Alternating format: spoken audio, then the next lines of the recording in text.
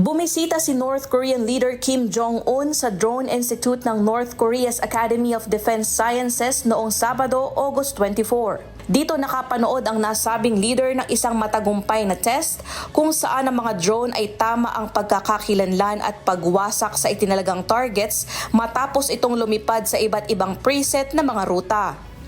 Pinakiusapan ni Kim ang production na lumikha pa ng mas maraming suicide drones para sa iba't ibang operasyong militar. Ang suicide drones o loitering munitions ay kilala sa kanilang paggamit sa mga digmaan sa Ukraine at Middle East. Handang sumalakay ang mga armas na ito bago matukoy ang target at sumalakay sa pamamagitan ng pagbangga sa target na may warhead.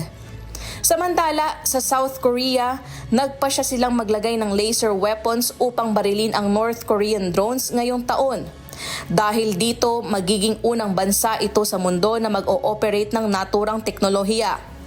Naging isang malaking issue sa seguridad sa rehiyon ang paglabas ng suicide drones mula sa North Korea, kaya't nagtutulungan ang mga bansang South Korea at United States upang masiguro na ma-address ang banta na ito. Erica Luzong, humahataw sa balita ngayon.